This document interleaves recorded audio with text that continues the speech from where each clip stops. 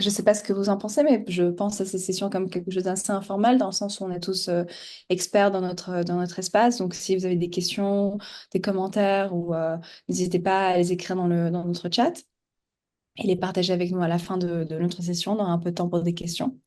Donc voilà. Alors je vais commencer un peu à vous parler un peu de qui je suis. Je suis Martha Dimitratou, je travaille avec Esperian, je fais leur stratégie digitale.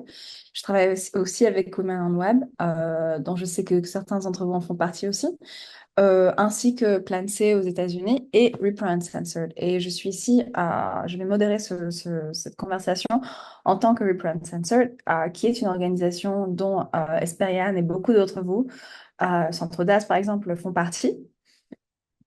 L'idée de Reprint Censored est de créer une organisation, en fait une coalition d'organisations qui lutte contre la censure digitale et pas justement. Elles prennent, en tout cas l'organisation essaie de prendre en considération le fait que beaucoup d'entre nous ont un accès limité à une bonne connexion Internet ou ont une limite en ce qui advient à notre capacité à accéder des ordinateurs ou des iPhones ou des Android. Donc, on essaie aussi de supporter nos partenaires qui sont dans le terrain avec des efforts de sensibilisation, en supportant les organisations qui peut-être n'ont pas tellement de visibilité. Donc voilà. Et juste deux mots parce que je sais qu'on a des panélistes vraiment géniaux aujourd'hui et je vous remercie encore d'avoir fait l'effort d'être avec nous aujourd'hui en cette journée en ce week-end. Mais en fait, comme je pense que vous le savez tous et toutes, la censure digitale est un grand souci quand il advient de l'espace justement digital. Beaucoup des informations qui sont communiquées par rapport à la santé sexuelle reproductive, à l'avortement sécurisé ces jours-ci, passent par le digital. Donc, le fait que les gens ne puissent pas accéder aux informations correctes est un grand souci. Non pas parce que ça prend énormément de temps aux organisations de justement à chaque fois parler à Meta, à Google, aux sites qui sont en charge de nos web pour justement essayer de lutter contre la censure. Mais en plus de ça, ça peut être très très dangereux pour les gens qui essayent d'accéder au service d'avortement sécurisé, par exemple, parce que on retrouve des informations qui sont complètement erronées sur les sites. Donc, la censure digitale et les informations correctes dans l'espace digital sont très très importantes. Voilà, on sait que justement, je pense en Afrique de l'Ouest, je crois au Congo, 85, je pense en ce moment, de jeunes prennent leurs informations sur la santé sexuelle et reproductive via des vidéos TikTok. Donc, il est très très important que les informations soient correctes.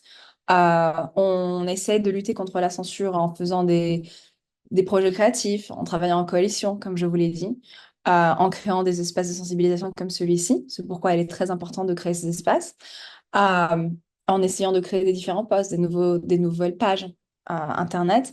Mais voilà, essayer de projeter un peu plus de sensibilisation sur le fait que cette issue est une issue qui tout le monde est vraiment concerné, que ce soit aux États-Unis, en Asie, en Afrique, en Europe, est très très important. Donc voilà, c'était mon petit speech pour vous dire pourquoi c'est très important d'avoir un espace digital qui est sain.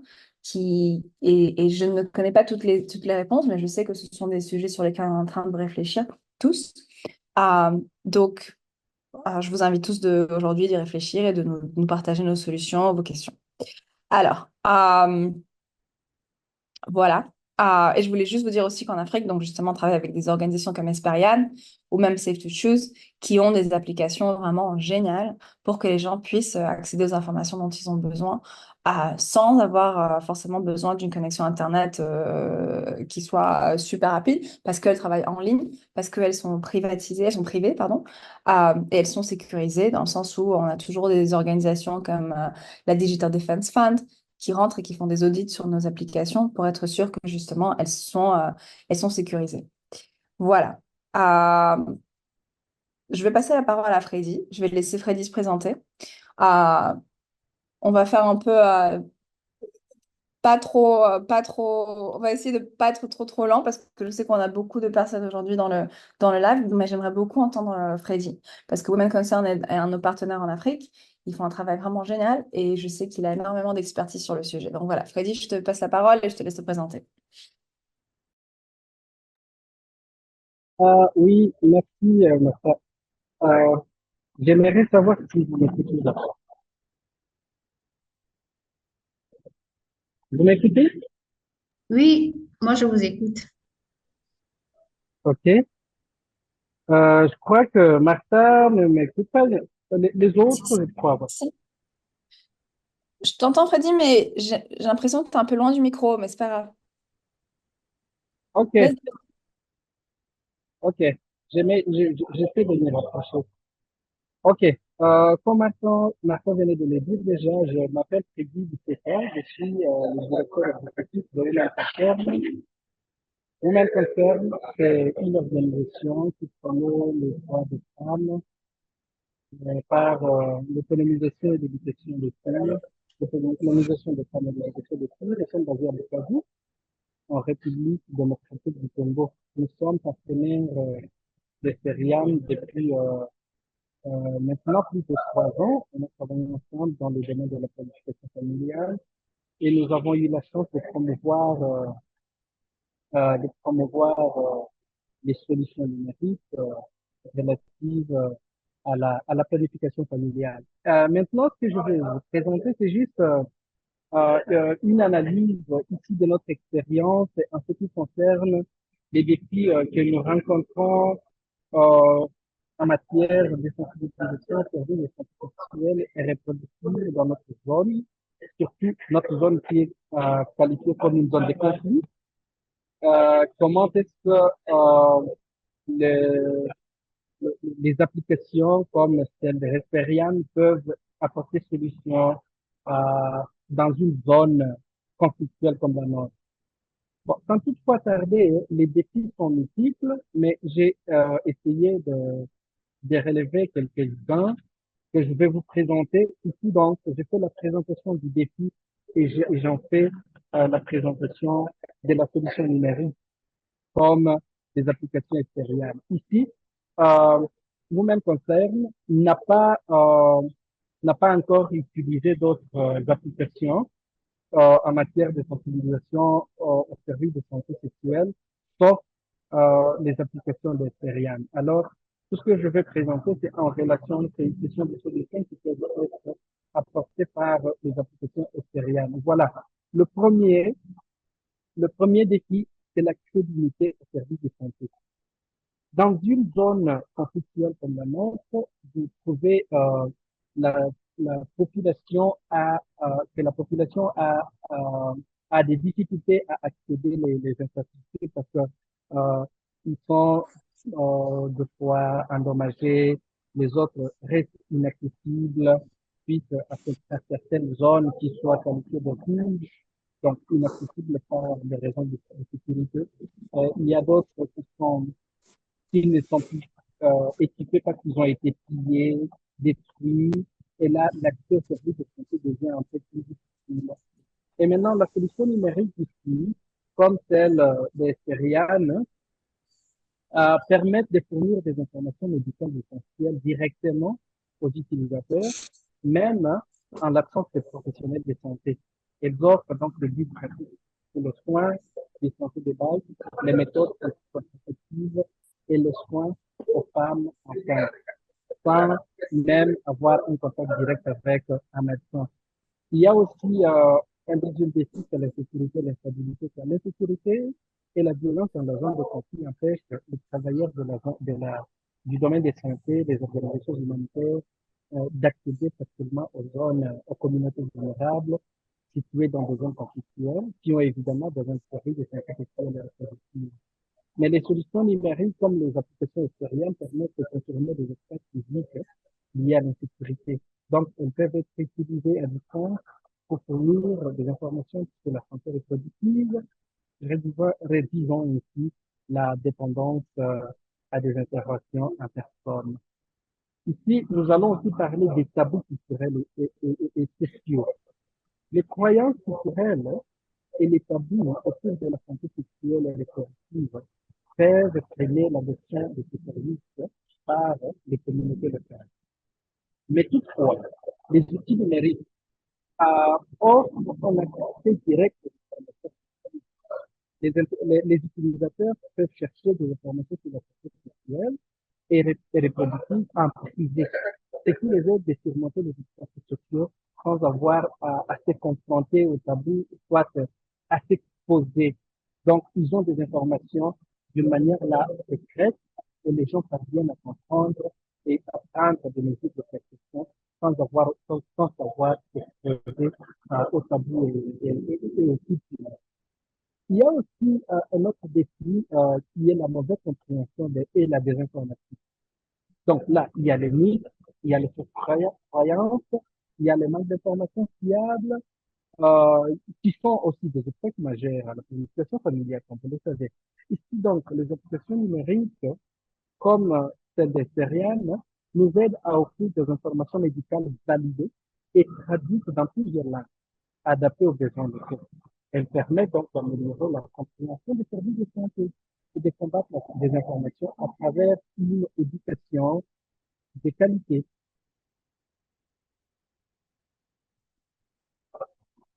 Il y a aussi la violence sexuelle et l'exploitation. Ici, je peux présenter ceci comme un défi. C'est le dernier défi ici. Il y a la violence sexuelle qui est très fréquente dans les zones de conflit, qui augmente les besoins dans certaines et euh, en service de santé et de reproduction. Mais les victimes sont souvent isolées et stigmatisées. Donc, la solution numérique comme les applications extérieures permettent aux victimes de violences sexuelles d'obtenir des informations sur le soins d'urgence, la contraception, post-viol et d'autres services médicaux. Elles peuvent aussi orienter les victimes vers des centres de soutien et fournir aussi des conseils sur la santé mentale. Voilà, en bref, ce que je peux présenter comme défi et aussi comme des solutions numériques que peuvent apporter ou qu'apportent jusqu'à présent les, les applications numériques sur la planification familiale. Là, je vous remercie. Super. Je peux vous remettre la parole. Merci beaucoup, Freddy. Merci pour cette traite vraiment au point et aussi sans vraiment en respectant le temps qu'on a le plus possible la description. Je sais que vous faites énormément de travail, que vous travaillez dans la région depuis très longtemps. Juste une question avant que je passe la parole à Bibiche. Est-ce que vous voulez nous dire quelles seraient les façons dont nos partenaires ou les gens qui sont ici, qui nous écoutent, pourraient rentrer en contact avec vous ou quel serait le meilleur moyen en fait de rester en contact avec, en savoir plus sur Women Concern? Est-ce que c'est le site? Oh, je vous entends pas du tout. Vous êtes... Attendez. Voilà. Oui, je pense que je peux vous partager nos coordonnées ici. Nous avons les sites web, nous avons même les numéros WhatsApp, l'adresse email, mais aussi il y a des espaces, des comptes sur les réseaux sociaux. Là, vous pouvez nous y trouver et savoir beaucoup sur notre. Super. Ok. Alors, je vais passer la parole à Bibiche maintenant et on va discuter un petit peu, on va partir un peu sur ce que Freddy nous disait par rapport à vraiment la sensibilisation et le rôle des médias, réseaux. Et j'aimerais vraiment savoir, Bibiche, si tu peux nous dire un petit peu de... Je vous tutoie tous parce que c'est un peu un espace informel, mais si vous voulez, vous pouvez me... Mais Bibiche, est-ce que tu pourrais nous parler un tout petit peu de le rôle des médias en fait en ce qu'il advient de la santé sexuelle et reproductive et de l'avortement sécurisé et pourquoi est-ce qu'en fait il est très important pour les médias d'y participer, d'avoir les informations correctes et de avoir une éducation en fait continue en ce qu'il en advient à promouvoir une santé sexuelle et reproductive sécurisée. Voilà, je te passe la parole. Alors, bonjour Martha, bonjour tout le monde. Tu l'as dit, je suis Bibiche, je suis en RDC, journaliste à la radio-télévision nationale congolaise et coordonnatrice du réseau des journalistes pour la santé sexuelle et reproductive. Alors, nous travaillons pour renforcer les capacités des journalistes dans l'amélioration en quantité et en qualité des informations qui ont trait à la santé sexuelle et reproductive, toutes les thématiques et entrer à la santé sexuelle et reproductive, et y compris les questions liées à l'avortement.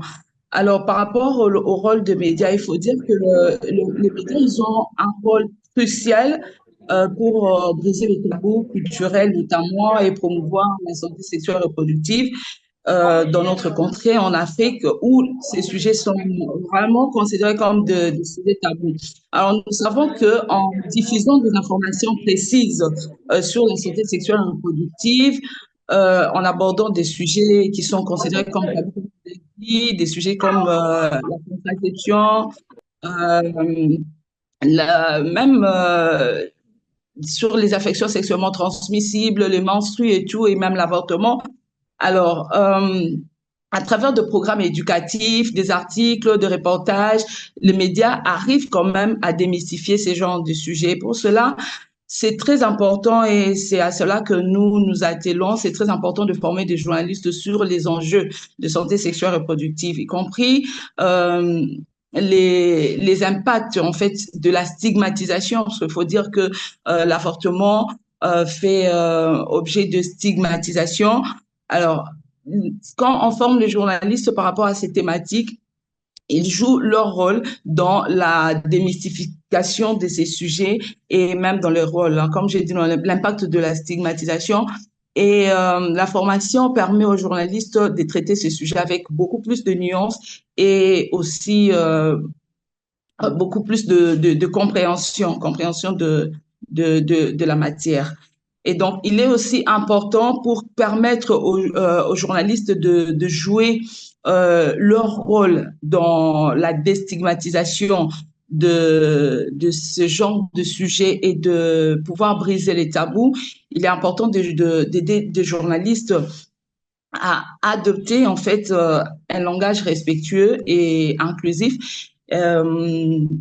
Éviter par exemple des termes péjoratifs et privilégier des expressions neutres qui favorisent une couverture médiatique plus positive. Voilà, donc c'est important, par exemple, dans cette optique, d'aider les journalistes dans la vérification de faits et à lutter contre la désinformation. Ça c'est important, c'est nécessaire, et s'assurer aussi que les informations que les journalistes diffusent sont factuellement correctes et bien documentées pour contrer les mythes et les idées reçues. Par rapport aux questions de santé sexuelle et reproductive et y compris les questions d'avortement. Voilà. Donc, vraiment, les médias jouent un rôle essentiel pour briser les tabous. C'est que nous, par exemple, nous faisons en RDC par rapport à ces genres de sujets, comme je l'ai dit, à travers euh,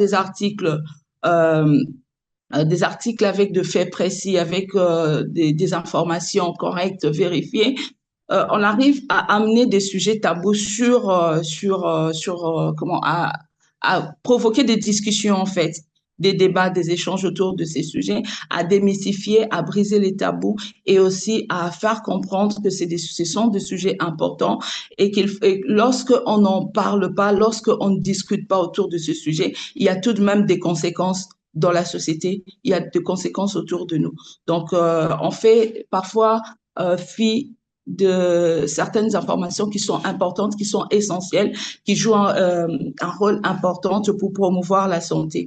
Et voilà, donc c'est un peu ça. Le journaliste joue ce rôle d'amener sur la place publique des sujets qui sont considérés comme tabous et de faire comprendre en fait la réalité et de démystifier, parfois aussi de réduire la stigmatisation autour de ce sujet. Voilà. Super. Merci beaucoup. Mais je voulais juste te demander, je sais que c'est un sujet énorme et très long, mais en quelques mots, si tu pouvais juste décrire un ou deux obstacles en fait que tu vois souvent dans le domaine. Et je voulais aussi dire à tous nos participants que Freddy vient juste d'ajouter son adresse mail, son WhatsApp et Mhm. l'adresse de l'organisation Human Concern pour ceux qui voulaient le contacter. Donc, je ne sais pas, Bibi, si tu veux parler un tout petit peu des obstacles et puis Oui. me dire aussi comment est-ce que les gens peuvent te contacter s'ils ont d'autres questions. Bon, les obstacles rencontrés habituellement, c'est vraiment lié aux croyances culturelles, parfois aussi censure et réglementation. Voilà, donc les cadres légaux de certaines questions liées à certaines thématiques peuvent constituer aussi parfois un obstacle pour aborder certains sujets. Voilà pourquoi c'est important, même pour les journalistes, d'être formés et savoir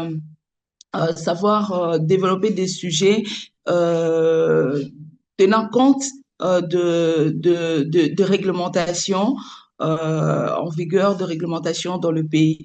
Il y a la stigmatisation sociale, comme je l'ai dit, qui constitue aussi parfois un obstacle, mais avec le renforcement des capacités, on arrive à surmonter quand même ces obstacles tels que la stigmatisation. Le manque de formation peut constituer un obstacle parce que les journalistes qui ne sont pas bien formés ne savent pas adopter les langages qu'il faut pour parler de ces genres de questions.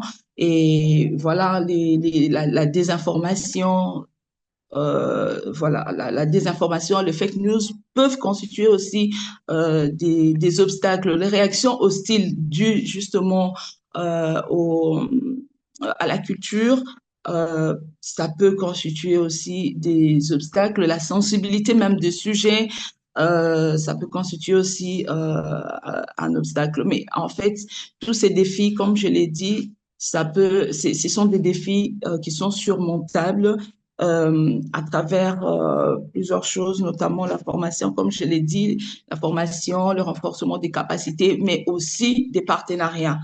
Euh, je vais parler par exemple du partenariat avec Esperian, euh, entre Esperian et le réseau des journalistes pour la santé sexuelle et reproductive. Ces partenariats jouent un rôle important pour les journalistes que nous sommes parce que Esperian, par exemple, met à notre disposition des applications numériques qui nous permet à nous-mêmes de nous former, d'avoir des informations justes et aussi à partager ces informations avec le public. Parce que nous ne travaillons pas seulement, bon, c'est vrai que notre première cible, c'est aux premières missions, le renforcement des capacités des journalistes, mais au final, c'est pour atteindre le public et communiquer des informations juste au public. Alors, voilà, ce sont quelques défis que nous pouvons relever, mais des défis qui sont surmontables, notamment à travers le renforcement des capacités des journalistes et des partenariats qui sont bénéfiques, non pas seulement aux journalistes, mais pour la population en général. Alors, nous, pour nous atteindre, nous avons euh, nos plateformes sur les réseaux sociaux. Nous sommes sur Facebook, nous sommes sur Twitter, réseau journaliste santé sexuelle et reproductive RDC. Donc avec ça, on peut facilement nous atteindre, nous contacter, tisser avec nous de partenariats, partager avec nous.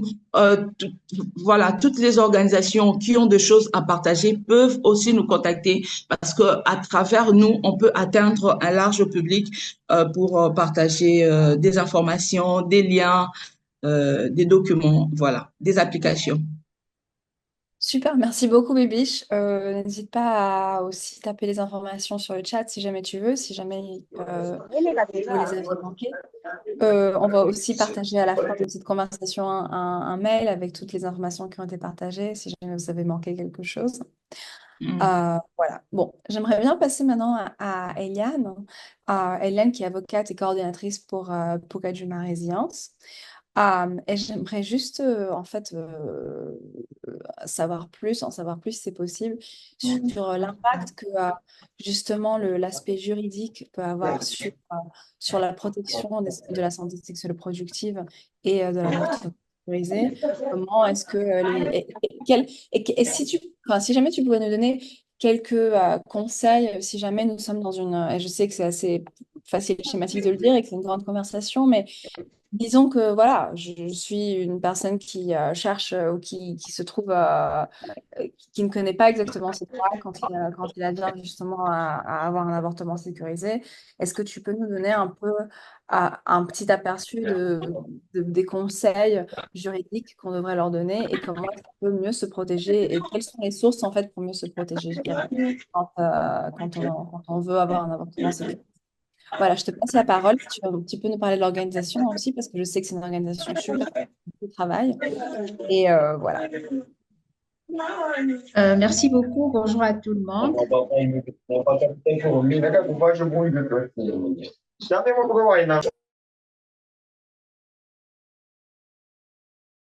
Juste un petit rappel de tourner vos micros, s'il vous plaît, si vous n'êtes pas en train de prendre la parole, parce que après, ça coupe les interlocuteurs. Merci. Ok, merci. Je disais, bonjour à tout le monde. Je suis Eliane Kiloubi, avocate, mais aussi je coordonne une structure qu'on appelle Pacaduma Résilience, qui est une initiative d'appui, de soutien, d'accompagnement aux enfants et aux femmes qui habitent dans le bidonville, précisément celui de Kinshasa. Et une petite historique, Pacajuma, c'est un bidonville dans la ville de Kinshasa qui est comparable à Makoko au Nigeria, comparable aussi à Kibera à Nairobi.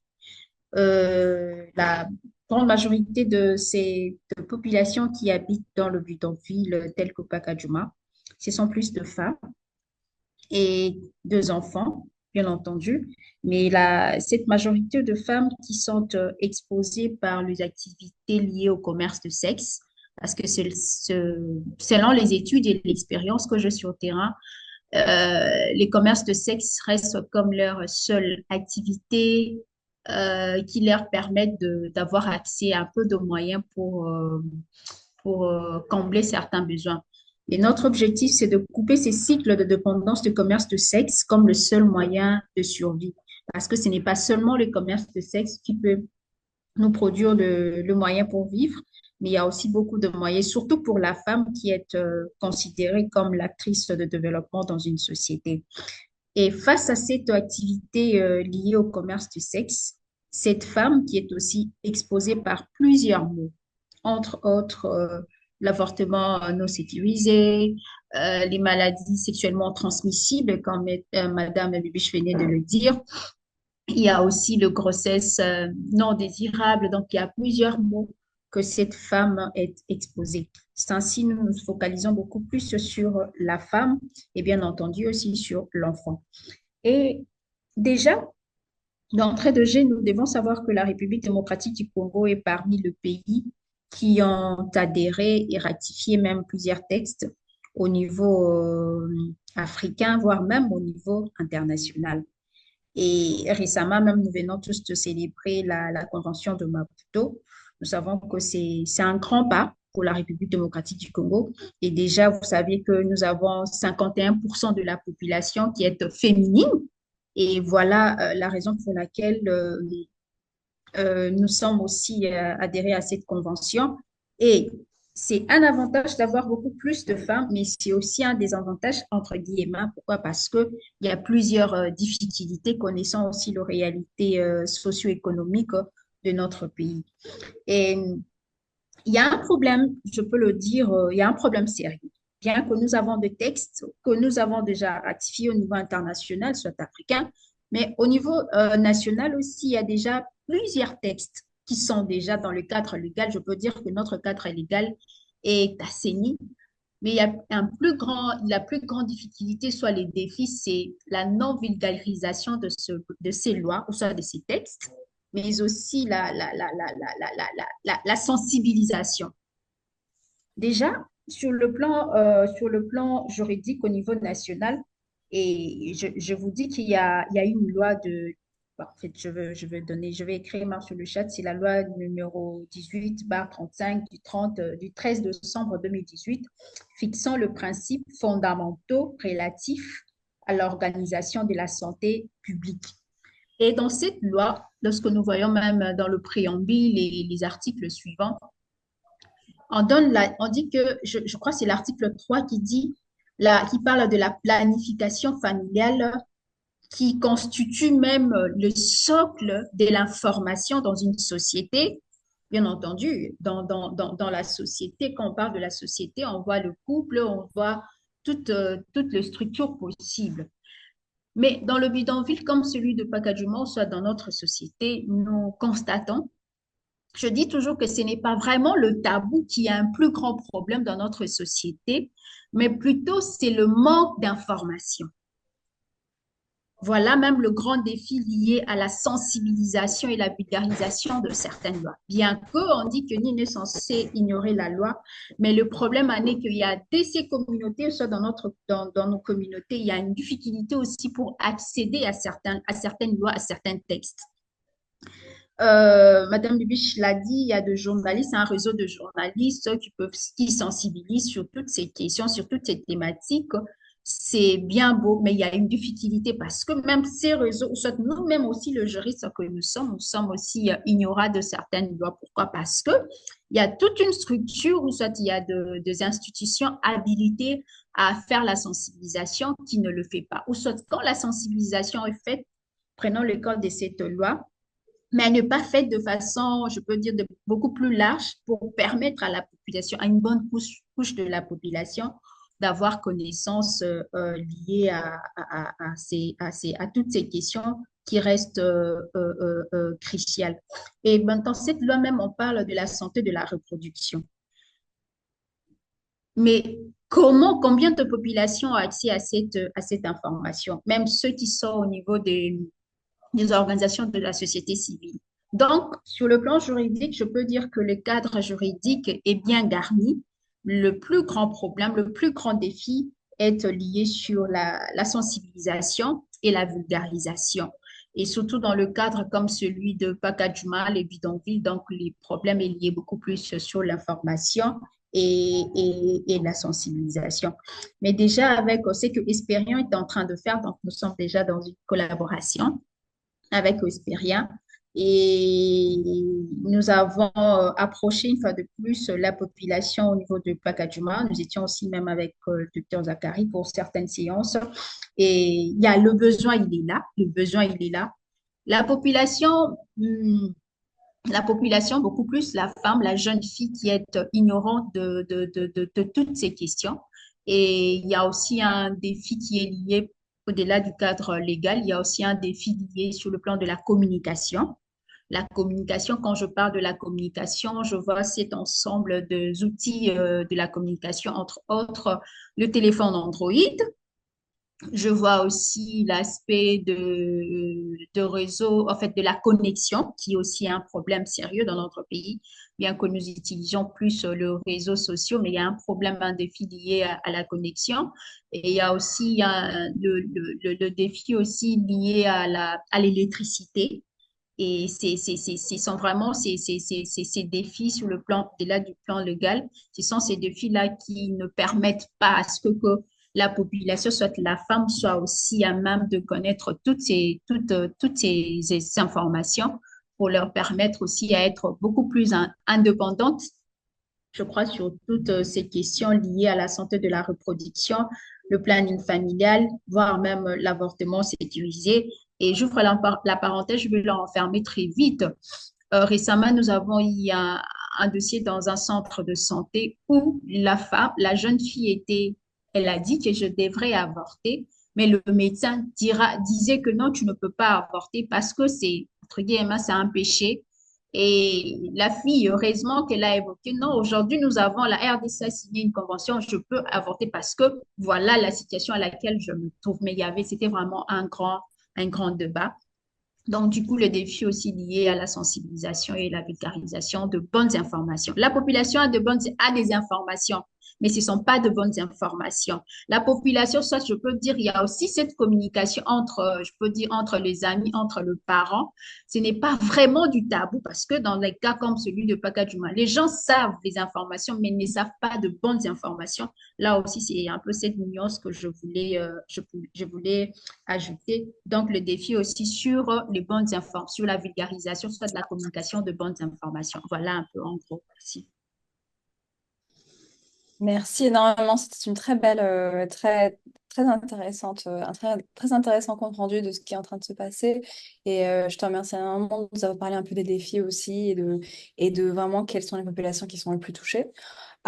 Justement, Eliane, si les interlocuteurs, si nos collaborateurs et tous ceux qui nous entendent aujourd'hui veulent rentrer en contact avec l'organisation ou te poser plus de questions, est-ce que tu pourrais nous ajouter dans le chat la meilleure façon d'être en contact avec toi, s'il te plaît?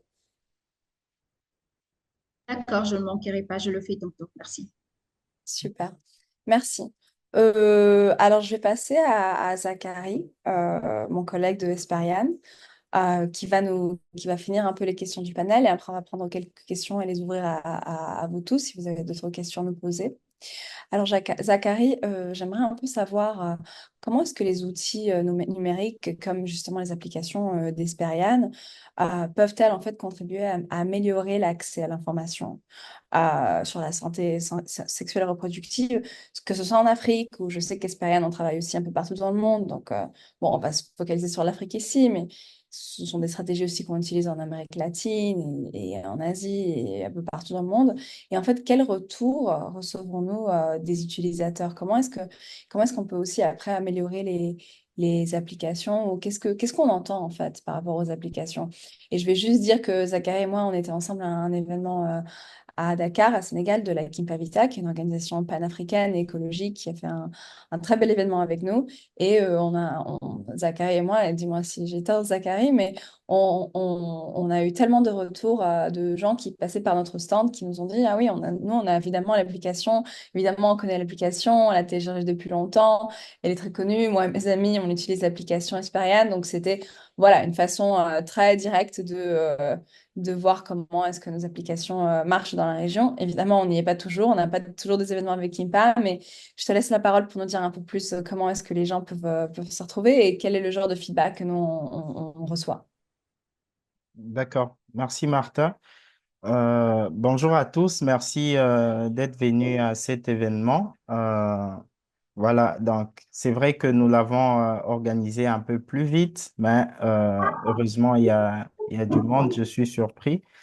Alors, je m'appelle Zachary Moulumba. Je suis point focal de Esperian en Afrique francophone, comme Martha vient de le dire.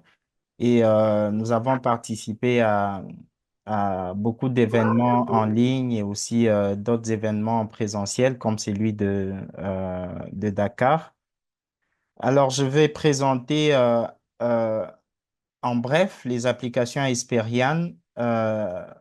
Donc, ce sont des outils numériques qui ont été développés par l'organisation qui s'appelle Esperian Health Guides, qui est une ONG américaine qui a pour mission de produire voilà, des ressources sur la santé en général et actuellement des applications mobiles qui parlent de la santé sexuelle et reproductive, notamment l'avortement sécurisé, le planning familial et une troisième application qui n'est pas jusqu'à là disponible en français, grossesse et accouchement sécurisé.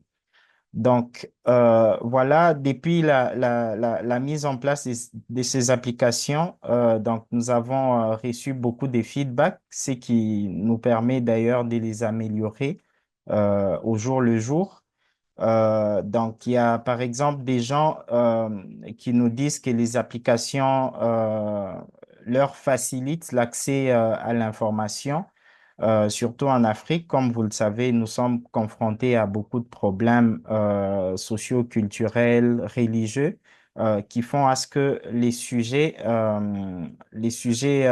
qui concernent qui ont trait à la sexualité ou à la reproduction ne sont pas assez abordés dans nos sociétés. Je crois les prédécesseurs en ont parlé en long et en large, Freddy, Bibiche et aussi Eliane. Ce qui fait que la personne qui est à la recherche de l'information sur la SSR, donc la santé sexuelle et reproductive, est stigmatisée.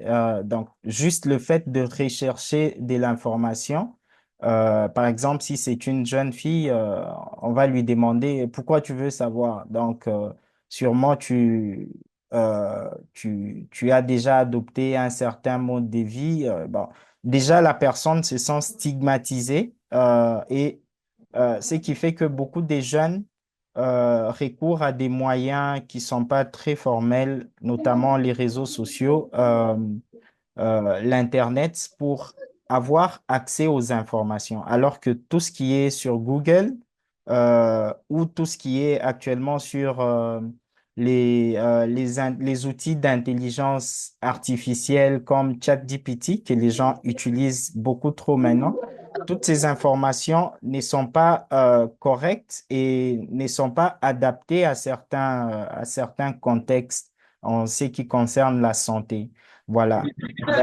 Donc, c'est comme ça que nous avons fait un effort pour mettre l'essentiel de l'information dans les applications mobiles pour permettre aux gens d'avoir accès à une source fiable d'informations, de transcender, de briser cette stigmatisation culturelle.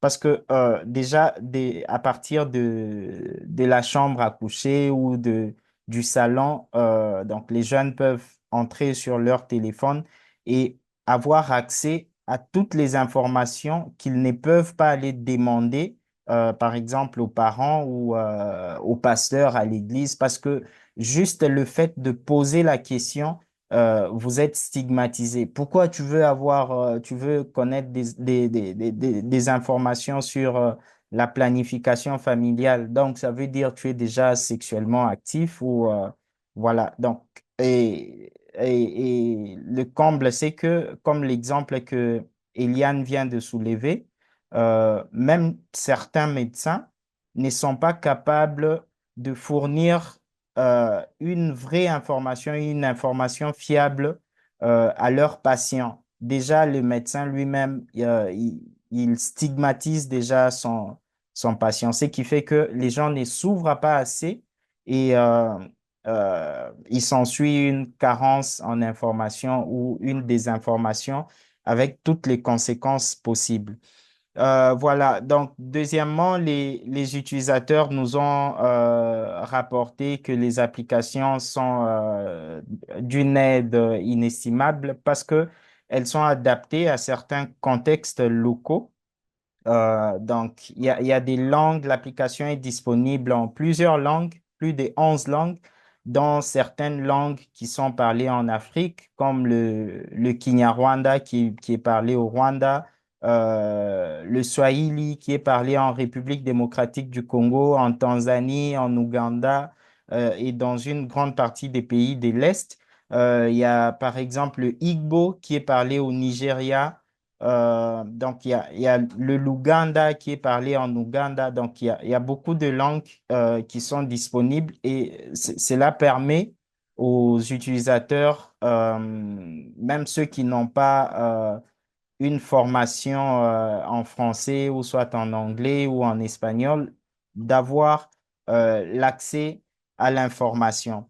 Euh, il y a d'autres aussi qui nous ont rapporté que les applications permettent aux professionnels de santé de renforcer leurs capacités ou leurs compétences en matière de santé sexuelle et reproductive. Il y a par exemple l'outil de calculateur des grossesses qui est beaucoup utilisé par les médecins ou par les sages-femmes lors de CPN.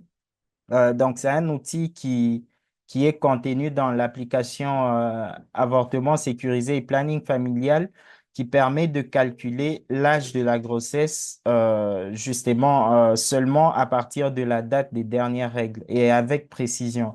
Voilà. Et aussi, d'autres utilisateurs nous ont rapporté que les applications permettent en fait l'autonomisation des jeunes filles surtout. Par exemple, nous étions à Pacadjouma avec Eliane et bon, là-bas, c'est pas étonnant, mais vous pouvez trouver une jeune fille de 14 ans qui porte un bébé dans ses bras. Et bon, c'est pas très étonnant dans ce quartier-là, mais c'est choquant pour les gens qui sont pas habitués à cette réalité-là. Alors que si cette fille avait accès, par exemple, aux méthodes contraceptives ou aux informations sur sur l'avortement sécurisé, sur le protocole de Maputo, elle n'aurait pas arrêté l'école pour se retrouver dans cette situation-là qui va l'enfoncer toute sa vie. Elle va dépendre du commerce du sexe pour nourrir son enfant et pour pouvoir s'en sortir dans la vie. Et il y a aussi d'autres utilisateurs qui nous ont rapporté que les applications, elles sont, le fait qu'elles soient gratuites et qu'elles soient accessibles hors ligne, même sans connexion à Internet, c'est un grand avantage. Par exemple, nous avons travaillé avec Freddy à l'Est, avec Women Concern, dans les zones des guerres en Uvira. Et parfois, dans ces zones-là, l'accès à Internet pose problème. D'abord, les gens n'ont pas assez de moyens pour s'offrir une connexion à Internet. Mais au moins, ils peuvent avoir un smartphone. Donc, alors, dans ces contextes-là, les applications apportent une information dans cette zone-là, bien qu'il n'y a pas assez de couverture Internet. Mais les gens peuvent, une fois téléchargés, continuer à utiliser l'application, ça devient une source infinie d'informations donc pour la personne. Donc voilà en fait quelques feedbacks que nous avons reçus des utilisateurs des applications. Voilà, si je vais mettre le lien dans le chat, si vous ne les avez jamais utilisés, vous pouvez télécharger voilà et puis, n'hésitez pas à nous envoyer vos retours, vos feedbacks. Nous en avons tellement besoin pour améliorer ce que nous faisons déjà. Merci. Super, merci beaucoup, Zachary. Alors, on est à temps, donc je voulais juste, en attendant de voir si vous avez des questions, s'il vous plaît, écrivez-les dans le groupe. Je voulais juste vraiment un mot de tous nos participants sur comment est-ce que, de tous nos panélistes, pardon, comment est-ce que tous nos participants qui sont ici aujourd'hui pourraient, qu'est-ce qu'on peut faire en fait pour aider vos organisations respectives? Juste en un ou deux mots, qu'est-ce que les 15 personnes, 18 personnes qui sont ici aujourd'hui peuvent faire pour justement essayer de faire en sorte qu'on puisse supporter les applications d'Esperian ou la cause de Bibiche, d'Eliane, Freddy et voilà. Est-ce que ce serait plutôt la sensibilisation? Est-ce que ce serait de partager ces informations avec nos communautés? Bon, je vous laisse deux, trois mots à chacun. On va commencer si vous êtes d'accord avec Freddy.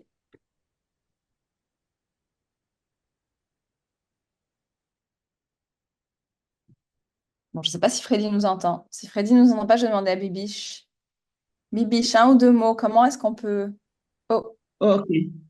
Voilà, alors nous, je vais rapidement dire les besoins fondamentaux du réseau pour arriver vraiment à atteindre nos objectifs. Comme j'ai dit, vraiment, ceux qui nous suivent et qui peuvent peut-être apporter quelque chose dans un sens ou dans un autre, nous avons fondamentalement besoin de formation, de renforcement des capacités des journalistes. Alors, l'aide de la contribution de chacun peut vraiment être d'un grand support pour nous, parce que nous les faisons à travers des ateliers. Nous avons besoin de fournitures, des ressources, comme c'est que Esperian fait. Les applications mobiles d'Esperian constituent des ressources pour nous. Euh, pour renforcer même les connaissances aussi des journalistes qui doivent communiquer. Nous avons besoin de partenariats stratégiques, en tout cas, comme je l'ai dit, pour créer ou co-créer des contenus de sensibilisation et d'information. Euh, voilà, et même des campagnes de sensibilisation conjointes. Alors là, j'en profite pour dire, par exemple, au docteur Zachary, nous commençons une campagne à travers les facultés de communication de certaines universités à Kinshasa et au Congo central. On peut travailler ensemble par rapport à ça. Déjà, au mois d'octobre ici et Donc, nous allons sensibiliser les étudiants qui sont dans les facultés des sciences des sciences de l'information et de la communication sur les DCCR avec un focus sur l'avortement sécurisé. Et donc, on peut travailler en collaboration. Docteur Zachary, on pourra poursuivre les discussions après pour voir ce qu'on peut faire ensemble. Donc, voilà. Ah oui, Allez-y, si je vas-y. puis intervenir,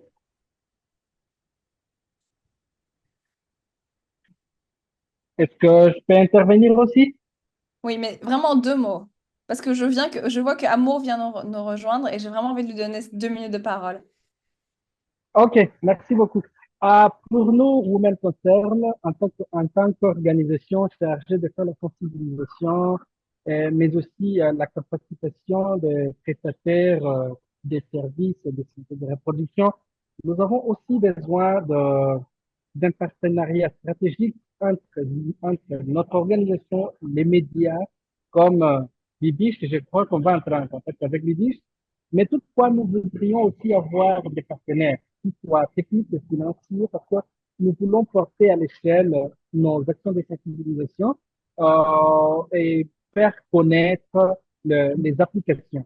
Vous savez, nous avons aussi un défi que travaillant dans une zone là qui a beaucoup été dans les conflits, les gens n'ont pas de moyens pour s'acheter de quoi, des smartphones ici, surtout les femmes.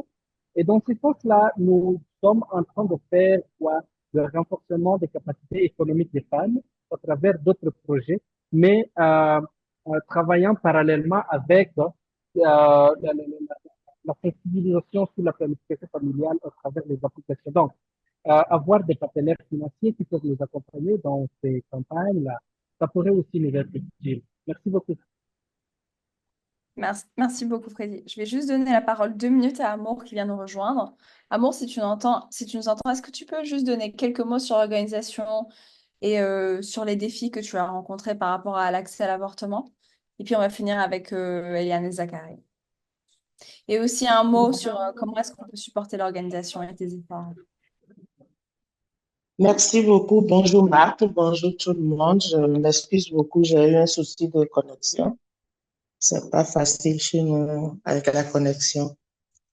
Je suis Aguia Amour, sage-femme de formation et présidente d'une ONG qu'on appelle Repos Action, qui travaille avec d'autres personnes pour l'accès aux services d'avortement sécurisé et les violences basées sur le genre. Production est une ONG qui a beaucoup de points focaux, intervenant un peu dans la sous-région. Nous faisons la formation des prestataires de santé et nous aidons les femmes à avoir recours, à avoir facilement accès aux avortements sécurisés et à laisser tomber les avortements clandestins. La majorité du temps, nous rencontrons beaucoup de défis et comme défis, je pourrais dire d'abord, nous faisons d'abord face à une stigmatisation en tant qu'organisation ou prestataire de santé offrant le service. Et nous rencontrons aussi comme défi la stigmatisation de ces femmes aussi qui demandent le service. Elles ont beaucoup peur, surtout connaissant nos contextes en tant que pays africains qui sont restrictifs et les normes sociaux culturels et religieux qui pèsent beaucoup dans la balance. Ces femmes sont confrontées à des difficultés pour pouvoir accéder facilement au service. Soit ça peut être des accès géographiques, soit des accès financiers. Et là, nous avons mis en place une plateforme qui puisse permettre à ces femmes, quoi qu'en soit là où elles sont, qu'elles soient scolarisées ou non, de pouvoir avoir quand même accès à ce service-là en toute sécurité, parce qu'il y a des personnes sur cette plateforme et sur ces lignes qui les aident et qui les orientent et qui puissent leur permettre d'avoir la pilule en main partout où elles se trouvent. L'autre difficulté aussi que nous rencontrons, c'est l'accessibilité aux produits. Parce que nous avons des pays tels que le Sénégal, le Mali, le Burkina, où ce n'est pas très facile d'avoir accès aux produits, à la pilule. Donc, c'est quelle stratégie il faut trouver pour pouvoir permettre l'accessibilité, mais vraiment facile à ce produit pour ces personnes désirant avoir des avortements sécurisés. Et l'autre difficulté aussi qu'on rencontre, c'est les difficultés financières. Vous n'êtes pas sans le savoir en tant qu'activiste et en tant que membre d'organisation et de plateforme, c'est les difficultés financières. Donc, en gros, c'est ce que je peux dire. Merci beaucoup, Amour. Et si on voudrait, si nos participants aujourd'hui voulaient supporter tes efforts, ton organisation, comment est-ce que, ils peuvent te contacter? Et aussi, quelle serait la meilleure façon d'être effectif, en fait? Si tu avais une ou deux façons de nous partager. La première façon de nous supporter, moi, je dirais, c'est de pouvoir parler de race, de pouvoir parler de notre plateforme pour pouvoir permettre aux femmes partout où elles sont de pouvoir avoir accès facilement à ce service. La deuxième façon, c'est de partager aussi avec nous des opportunités de subvention et des partages d'expériences afin que nous puissions améliorer le service que nous donnons et permettre à toutes les femmes, aucune femme ne devrait avoir à mourir parce qu'elle n'a pas pu avoir un service d'avortement sécurisé. Merci, Amour. Merci beaucoup. Alors, je vais juste finir avec Eliane et Zachary. Si vous voulez juste nous donner un ou deux mots à comment est-ce que nos participants aujourd'hui peuvent prendre action et supporter vos efforts. Et Eliane, je ne sais pas si elle est toujours là. Merci beaucoup. Merci beaucoup. Euh, je peux ajouter un mot par rapport au défi. Un autre défi est lié aussi à l'aspect linguistique. Linguistique, c'est bien que l'application est en français-anglais, mais à Kinshasa, soit en RDC, dans le milieu comme celui de Pacajuma, il faudra songer aussi à une langue qui est plus parlée, c'est les Lingala. C'est parmi nos recommandations. Et notre plus grand, je peux dire, nos besoins, en fait, le besoin est grand, mais il y a pas de moyens, là, on doit l'avouer. Et nous avons besoin de partenariats, je peux dire, viables et dans l'accompagnement technique, financier et matériel pour mener à bien toutes nos actions et voir aussi un accompagnement du côté communication. Elle est aussi très importante pour étendre encore nos voix et beaucoup plus nos actions que nous essayons de mener au profit de la population. Voilà, merci beaucoup. Merci beaucoup. Et Zachary, si tu veux bien finir. Alors, les quelques défis que j'ai pu énumérer, c'est par exemple le manque de cohésion des organisations qui travaillent dans la santé sexuelle et reproductive. Donc, normalement, pour avoir un grand impact voilà, de ce que nous faisons, nous devons travailler en synergie, donc relayer les informations sur les réseaux sociaux, les relayer dans nos activités. S'il y a des activités, on peut s'inviter pour venir participer. Voilà, donc moi j'appelle en fait à cette unité des organisations ou des activistes qui travaillent dans la santé sexuelle et reproductive pour avoir une synergie des actions que nous menons, parce que ensemble, nous pouvons plus faire entendre nos voix que une seule personne ou une seule organisation. Voilà. Merci beaucoup, Zachary. Et je vais mettre mon mail. Je ne sais pas, Zachary, tu veux mettre le tien aussi. J'en ai quelques-uns, mais en tout cas, celui-ci est celui que je check le plus. Voilà, super. Et vous connaissez Esperian, je mets encore une fois Reprint Censored, via l'organisation que Zachary et moi travaillons aussi. D'ailleurs, Bibiche, on pourrait parler justement de comment est-ce qu'on pourrait plugger Reprint Censored dans le projet dont tu as parlé. Voilà. Je ne vois pas de questions dans le chat et on est à temps, donc je vais arrêter la session. Mais déjà, je voulais vous remercier énormément de nous avoir rejoints aujourd'hui. Je sais qu'on est samedi, je sais que vous avez plein de choses à faire. Je tiens vraiment à vous remercier et vous dire que j'imagine un peu ces sessions.